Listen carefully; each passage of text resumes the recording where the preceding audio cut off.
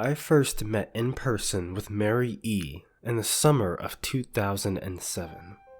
I had arranged with her husband of 15 years, Terrence, to see her for an interview. Mary had initially agreed, since I was not a newsman but rather an amateur writer gathering information for a few early college assignments, and if all went according to plan, some pieces of fiction. We scheduled the interview for a particular weekend when I was in Chicago on unrelated business, but at the last moment Mary changed her mind and locked herself in the couple's bedroom, refusing to meet with me. For half an hour I sat with Terrence as we camped outside the bedroom door, I listening and taking notes while he attempted fruitlessly to calm his wife. The things Mary said made little sense but fit with the pattern I was expecting. Though I could not see her, I could tell from her voice that she was crying, and more often than not her objections to speaking with me centered around an incoherent diatribe on her dreams, her nightmares. Terrence apologized profusely when we ceased the exercise, and I did my best to take it in stride. Recall that I wasn't a reporter in search of a story, but merely a curious young man in search of information. Besides, I thought at the time I could perhaps find another, similar case if I put my mind and resources to it. Mary E. was a sysop for a small Chicago-based bulletin board system in 1992 when she first encountered smile.jpg, and her life changed forever. She and Terrence had been married for only 5 months. Mary was one of an estimate of 400 people who saw the image when it was posted as a hyperlink on the BPS, though she is the only one who has spoken openly about the experience. The rest have remained anonymous, or perhaps dead. In 2005, when I was only in 10th grade, smile.jpg was first brought to my attention by the burgeoning interest in web-based phenomena. Mary was the most often cited victim of what is sometimes referred to as smile.dog, the being smile.jpg is reputed to display. What caught my interest, other than the obvious macabre elements of cyber legend and my proclivity towards such things, was the sheer lack of information, usually to the point that people don't believe it even exists other than as a rumor or hoax. It is unique because though the entire phenomenon centers on a picture file, that file is nowhere to be found on the internet. Certainly many photo-manipulated simulacra litter the web, showing up with the most frequency on sites such as Imageboard 4chan, particularly the X-Focus Paranormal subboard. It is suspected these are fakes because they do not have the effect the true smile.jpg is believed to have, namely sudden onset temporal lobe epilepsy and acute anxiety. This purported reaction in the viewer is one of the reasons the phantom-like smile.jpg is regarded with such disdain, since it is patently absurd, though depending on whom you ask, the reluctance to acknowledge smile.jpg's existence might be just as much out of fear as it is out of disbelief. Neither smile.jpg nor smile.dog is mentioned anywhere on Wikipedia, though the website features articles such as other, perhaps more scandalous shock sites as hello.jpg or 2 girls 1 cup. Any attempt to create a page pertaining to smile.jpg is summarily deleted by any of the encyclopedia's many admins. Encounters with smile.jpg are the stuff of internet legend. Mary E.'s story is not unique. There are unverified rumors of smile.jpg showing up in the early days of Usenet, and even one persistent tale that in 2002 a hacker flooded the forums of a humor and satire website, Something Awful, with a deluge of smile.dog pictures, rendering almost half the forum users at the time epileptic. It is also said that in the mid to late 90s that smile.jpg circulated on Usenet and as an attachment of a chain email with the subject line, "Smile, God loves you." Yet, Despite the huge exposure these stunts would generate, there are very few people who admit to having experienced any of them, and no trace of the file or any link has ever been discovered. Those who claim to have seen smile.jpg often weakly joke that they were far too busy to save a copy of the picture to their hard drive. However, all alleged victims offer the same description of the photo.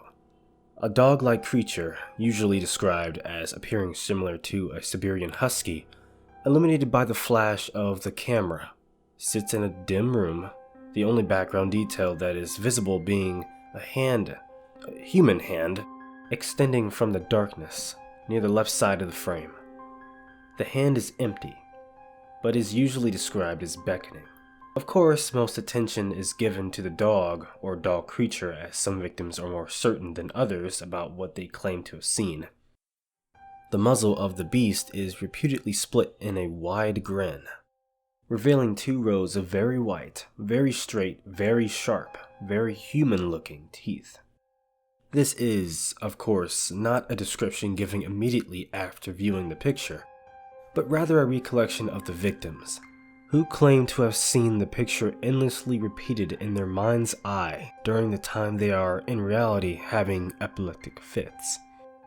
These fits are reported to continue interminably, often while victims sleep, resulting in very vivid and disturbing nightmares. These may be treated with medication, though in some cases it is more effective than others. Mary E., I assumed, was not on effective medication.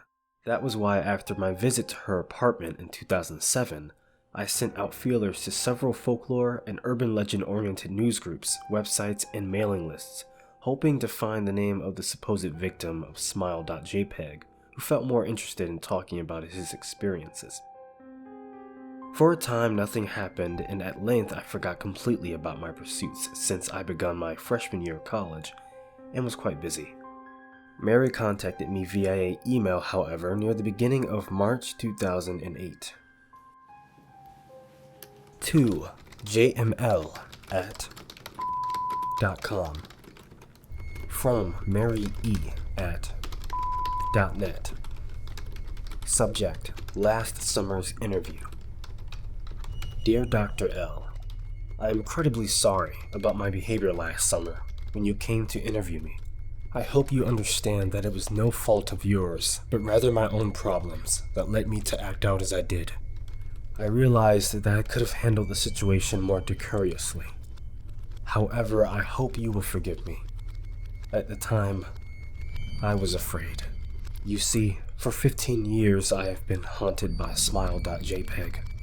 Smile.dog comes to me in my sleep every night. I know that sounds silly, but it is true. There is an ineffable quality about my dreams, my nightmares, that makes them completely unlike any real dreams I have ever had. I do not move and I do not speak. I simply look ahead, and the only thing ahead of me is the scene from that horrible picture. I see the beckoning hand, and I see smile.dog. It talks to me. It is not a dog, of course, though I am not quite sure what it really is. It tells me that it will leave me alone if only I do as it asks. All I must do, it says, is spread the word. That is how it phrases its demands, and I know exactly what it means. It wants me to show it to someone else. And I could. The week after my incident, I received in the mail a manila envelope with no return address. Inside was only a 3.5-inch floppy diskette. Without having to check, I knew precisely what was on it. I thought for a long time about my options. I could show it to a stranger, a coworker. I could even show it to Terrence, as much as the idea disgusted me. And what would happen then? Well, if smile.dog kept its word, I could sleep. Yet if it lied, what would I do?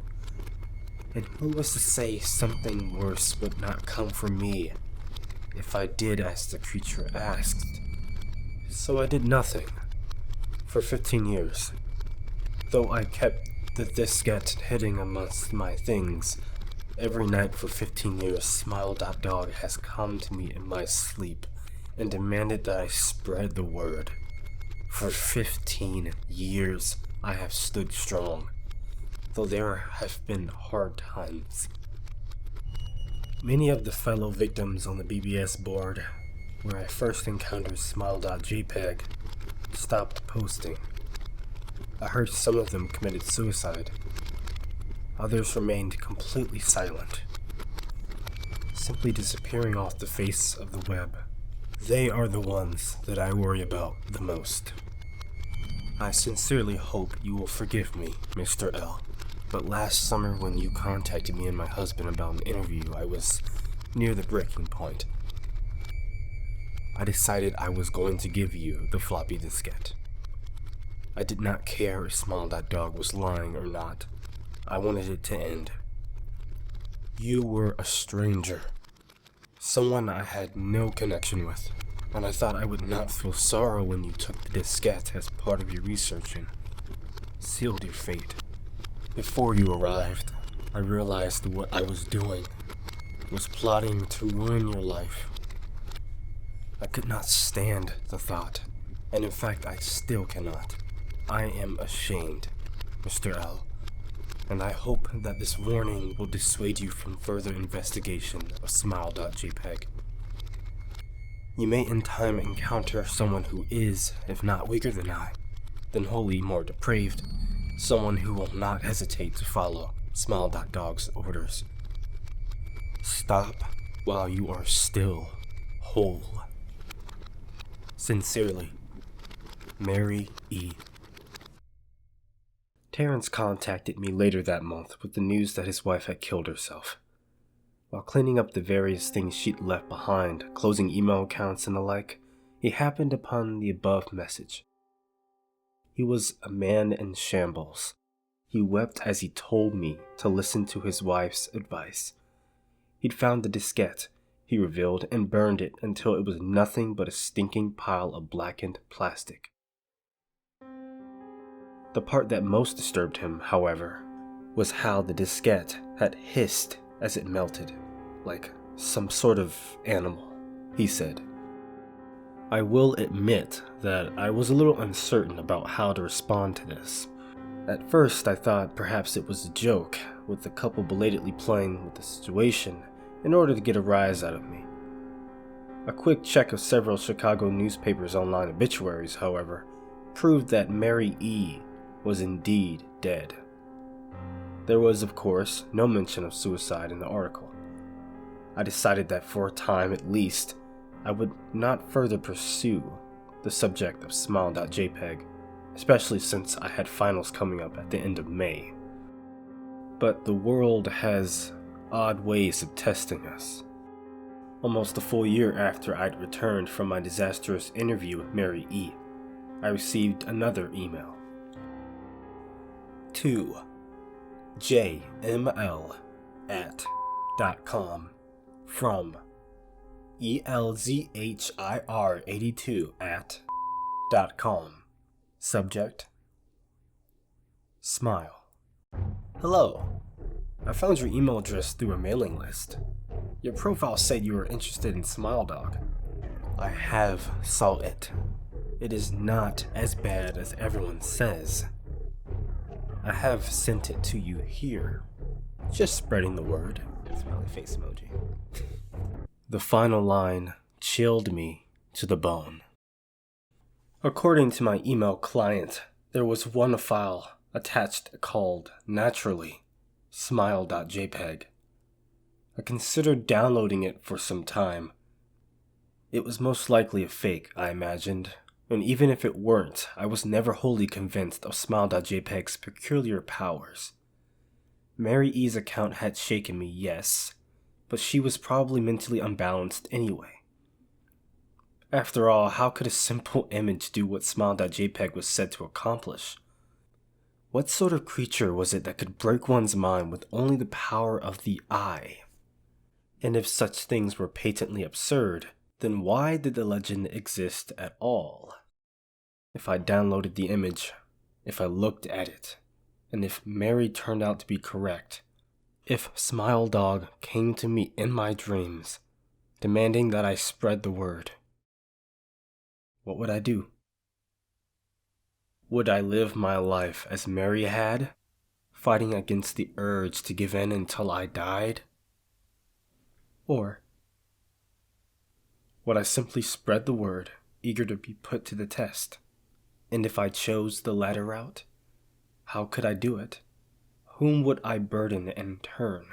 If I went through with my earlier intention to write a short article about smile.jpg, I decided I could attach it as evidence. And anyone who read the article, anyone who took interest, would be affected. And even assuming the smile.jpg attached to the email was genuine, would I be capricious enough to save myself in that manner? Could I spread the word? Yes. Yes, I could.